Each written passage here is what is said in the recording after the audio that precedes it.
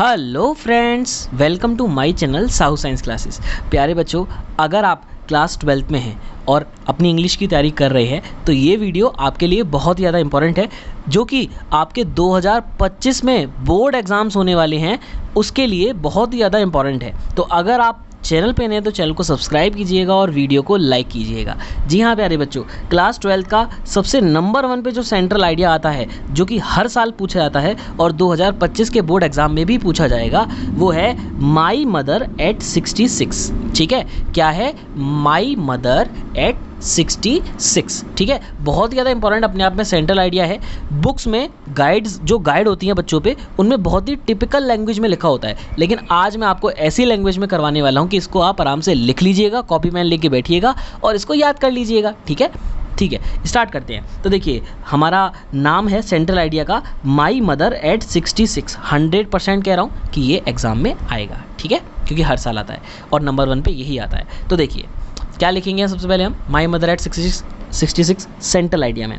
सो दी poem, ठीक है, किस ये पोयम का ही तो होता है सेंट्रल आइडिया। तो the poem my mother eight 66, तो जैसे मैंने ब्लैक पेन से लिखा है ना, इसको इन्वर्टेड कॉमा में इसी तरह से आपको प्यारे बच्चों लिखना होता है। तो the poem my mother eight 66 is composed bye, तो यहाँ पर रिटन बाय नहीं लिखेंगे क्योंकि पोयम को कंपोज किया जाता है। ठीक है, तो इसके लिए पोयम के लिए क्या यूज करते हैं? कंपोज्ड। तो composed bye famous Indian English poetess, है ना। तो देखो, पोइट होता तो मेल होता, पोइटिस है तो फीमेल है। ठीक है, तो composed bye famous Indian English poetess, यानी कि फेमस कौन है? प्रसिद्ध, यानी कि प्रसिद्ध भारतीय जो इंग्लिश की कवित्री है ना, तो वो कौन है? कमाला दास जी। ठीक है, तो famous Indian English poetess Kamala Das. ठीक है, तो ये पोयम जो है माई मदर एट 66 किसके द्वारा कंपोज की गई है? Famous Indian English poetess Kamala दास।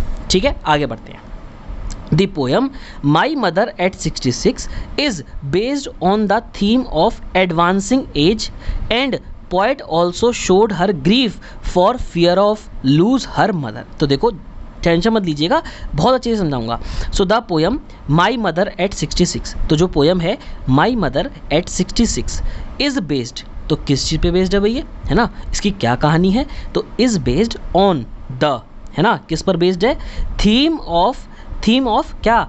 एडवांसिंग एज, यानी कि बढ़ती हुई उम्र, है ना। तो अब भाई आपको शीर्षक से ही पता चल गया होगा, माई मदर एट 66, यानी कि एक बच्ची ने अपनी माँ के लिए, है ना, या फिर एक लड़की ने अपनी माँ के लिए लिखी है, जिसकी उम्र जो है, जिनकी माँ की उम्र आगे ढलती जा रही है, वो एज जो है वो बढ़ती जा रही है। ठीक है, तो she is based on the theme of advancing as, advancing मतलब बढ़ती हुई एज, एंड पोएट यानी कि कमाला दास ऑल्सो शोड हर ग्रीफ मतलब क्या होता है? मॉर्न, यानी कि ग्रीफ मतलब होता है सैड, यानी कि दुख प्रकट करना। और जो पोएट हैं उन्होंने शोड यानी कि अपना दुख दर्द जताया है। ठीक है, for fear of lose her mother.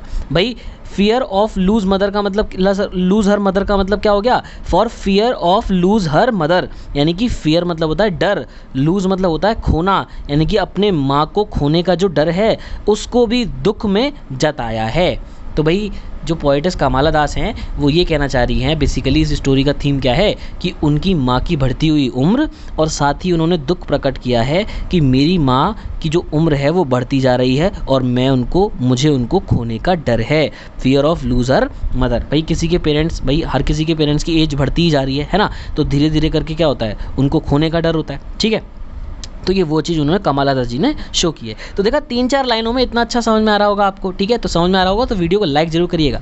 तो देखिए, fear of lose her mother, this is an emotional poem. तो ये कैसी पोयम हो गई? अपने आप में समझ में आ गया होगा कि ये कैसी हो गई? इमोशनल पोयम हो गई। ठीक है, सो पोएटस कंपेयर्ड हर मदर, तो पोएटस ने क्या किया है? कंपेयर किया है, तुलना की है अपनी मदर की, हर mother, to late winters moon, यानी कि सर्दियों में जो लेट, बहुत ही देर में चांद निकलता है ना, देर तक चांद निकलता है, उससे कल्पना की है, उससे तुलना की है। ठीक है, तो पोएटस कंपेयर मतलब क्या? तुलना। Compared her mother to late winters moon is calm and unclear with dim lustre, जो कि काम है, काम मतलब शांत है, अनक्लियर है, थोड़ा सा धुंधला है, with dim lustre, with dim lustre, dim मतलब थोड़ी सी जो ब्राइटनेस है, थोड़ी सी लाइट है, उसमें धुंधला धुंधला दिखाई देता है। तो उन्होंने अपने माँ को भी उसी तरह से बताया है कि माँ भी मेरी शांत है और उनको भी मतलब फेस पे झुर्रियाँ तो आती हैं, है ना, धीरे धीरे करके एज बढ़ती है, तो वो चीज़ उन्होंने चांद से उसकी तुलना की है।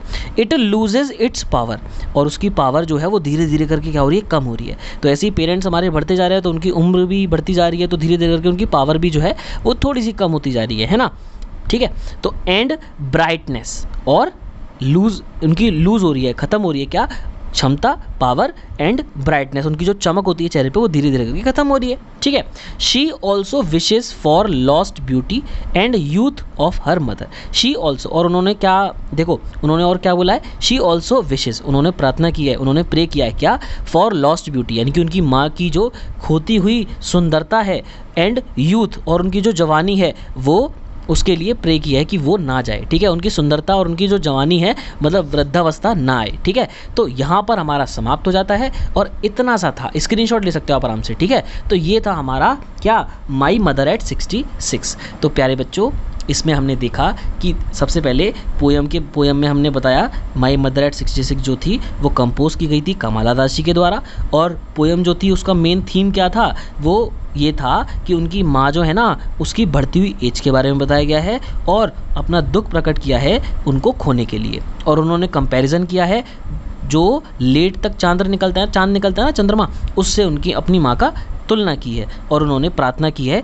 कि उनकी सुंदरता कभी ना खोए, उनकी जवानी कभी ना खोए, ठीक है, वो वृद्धावस्था में कभी ना आए, ठीक है। तो ये था हमारा द माई मदर एट 66। अगर आप इसको लिखेंगे आपको पूरे नंबर मिलेंगे, और सच बता रहा हूँ गाइड में देखोगे और इसको कंपेयर करोगे बहुत ईजी लगेगा। तो इसलिए अपने दोस्तों का जैसा शेयर कीजिएगा, वीडियो को लाइक कीजिएगा, चैनल पे नए चैनल को सब्सक्राइब कीजिएगा, और अगर आप 2025 में बोर्ड एग्जाम्स की तैयारी कर रहे हैं तो ये चैनल आपके लिए है, इसलिए चैनल पे बने रहिएगा। मिलते हैं बहुत जल्द नेक्स्ट वीडियो में, तब तक के लिए गुड बाय गाइस।